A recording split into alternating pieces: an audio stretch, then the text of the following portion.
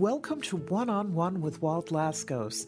In this brief podcast, you'll learn how to most effectively address senior financial exploitation.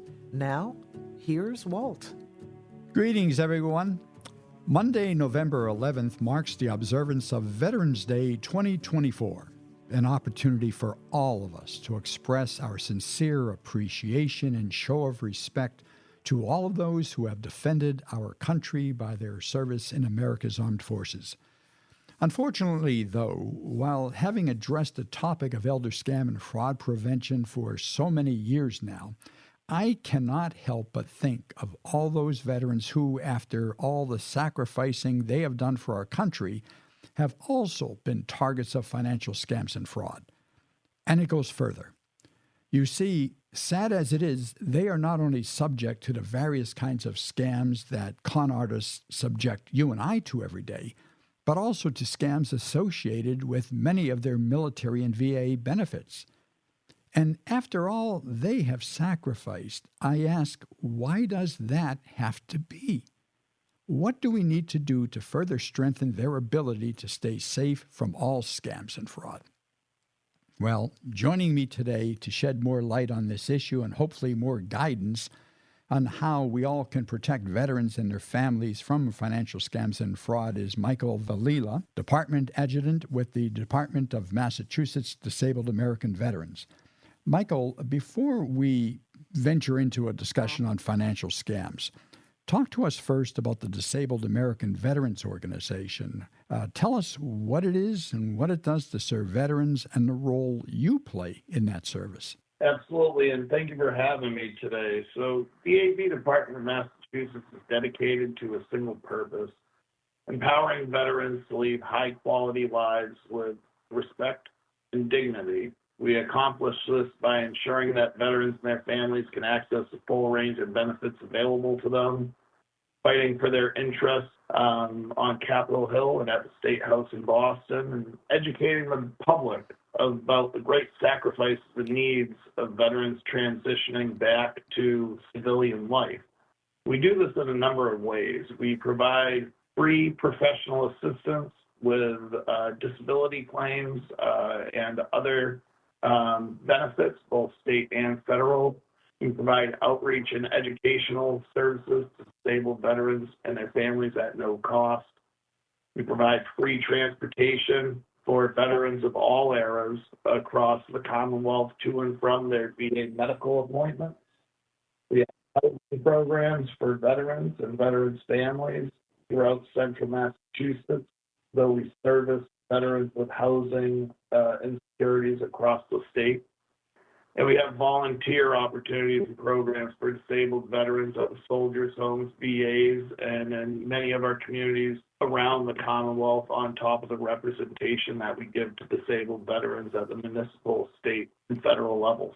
You know, Michael, I've done some work with the DAV over the past couple of years, and all I have to say is thank God for the DAV. I mean, you guys do some wonderful, wonderful work. Earlier, I mentioned that besides encountering the typical kinds of scams that all of us, are exposed to today, veterans are also targeted with scams associated with their military and VA benefits. Would you please describe some of those scams that you've seen to us all? Yes. In fact, veterans are twice as likely to unknowingly participate in a scam as the general population. These scammers often offer special deals on cars or motorcycles, electronics, other products, and after payment is sent through, the seller disappears and the goods never arrive. A recent poll I had researched showed that 7 in 10 military veterans and active duty service members have been victims of at least one digital crime. Here within the Commonwealth of Massachusetts, we've had a surge this past year. We've been seeing emails targeting veterans, pretending to be, a friend or maybe a commander of their local fraternal organization, something of that sort, asking them to go out and purchase gift cards and then send along the pin of information. so that scammer on the other end then has access to all those funds and would fall off the face of the planet. There's also a lot of folks out there that are advertising that they'll help you with your claims and benefits and charging a fee for these services, whether it's disability claims, filing an appeal, when in fact all of those services are completely free, not only through DAV, but all federally chartered veteran service organizations, American Legion, VFW, AMVETS, Paralyzed Veterans of America, in Massachusetts here. We have the Executive Office of Veteran Services, as well as our city-town VSOs, offer all of that assistance at no cost. So anytime you see somebody advertising to assist a veteran with these things, but it's going to cost them money up front or take a percentage of their compensation upon the benefit being approved, that's definitely a scam we want veterans to be aware of. And then there's also been some here in the state recently where they're offering access to secret government funding, or that they're going to assist them crawling out of debt or with a VA home loan, again, charging a fee up front. These are all very much scams that we want veterans to be aware of. And we have a lot of great resources for them, which I'll share with you a little later on in this discussion, if somebody has been victim to one of these scams or doesn't know what to do if they receive one, who to contact. In your experience, Michael, are you finding a year-to-year increase in reports of scams among veterans? And if so, in your opinion, what do you think is contributing to that kind of growth? Absolutely, we're seeing an increase year to year, and unfortunately, that's one of the downsides of the growth of social media and technology as a whole. With more and more veterans having access to social media and the internet, it breeds more and more room for these predators to prey upon them. It's no secret, in the military community, our social security numbers get used for everything while we're in service, and also when we use the VA to access our health care, where a civilian would have an insurance number attached to them. Veterans use their social security number as their number for their insurance carrier when accessing VA or civilian providers with a VA referral.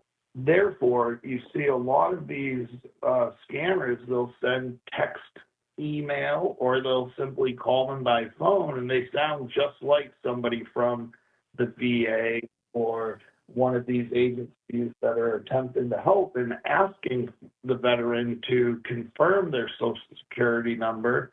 And then the veterans, giving that information out quite willingly because it's something that they're used to doing. So I think there could be a lot of work done in the way that both the military and the VA handle this sensitive information, and train veterans in knowing how to identify whether they are in fact speaking with an official government agency such as the VA or the military, and what prompts would provoke them to share this information versus if it's a scam call or email asking for that sensitive information. So we have a lot of credit union executives that listen to this podcast. Let me ask, what are your recommendations to all those who are listening as to what they can do to help mitigate scams targeting veterans? I think the best thing that anybody can do, especially in our credit unions, is educate. Education is the key to everything. And like I said, with more and more access to the internet and social media, you're going to always see a continued growth of these targeted scams. But as long as we have great information being shared in the community and with all our partners in the credit unions and abroad, it will help veterans to understand the resources that are available to them and how to identify these scams that are coming on. And of course, Michael, if a veteran is targeted with a scam or perhaps has lost money to one, what do you recommend that veteran should do? Where should the veteran report it?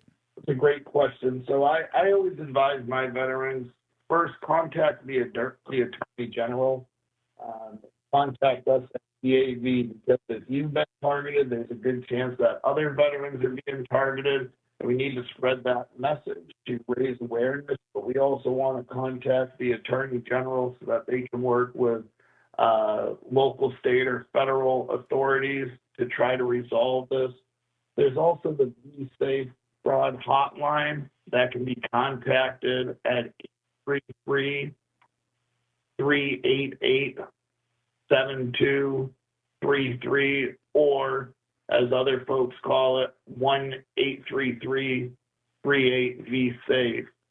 And you can call the Veterans Health Administration Office of Integrity and Compliance Helpline at 866-VHA-HELP or 866-842-4357. And finally, Michael, how can a listener learn more about the Disabled American Veterans? So if you'd like to learn more about DAV, it's very simple. You can log on to our national website, dav.org. If you'd like to learn more about DAV Department of Massachusetts and all of the great things that we've discussed during this call and more, you'd want to go on to our local website, which is davma.org. I'd also like to let your listeners know that we have our 5K upcoming this November on the 9th. If they'd like to support veterans here in the Commonwealth, it's a great way to do so. It's a very family-friendly event, and they can find all of that information and more once again on our website, davma.org. Michael, thank you so much for your time and your generosity today in sharing your comments and guidance about financial scams impacting today's veterans. And we appreciate you being with us very much. Thank you for having me. And thank you all, too, for listening. Stay safe. If you've enjoyed this conversation, don't forget to follow One-on-One with Walt Laskos wherever you get your podcasts. Feel free to send comments to walt@laskoscommunications.com. And to learn more about how you might support the prevention of elder financial scams, visit laskoscommunications.com.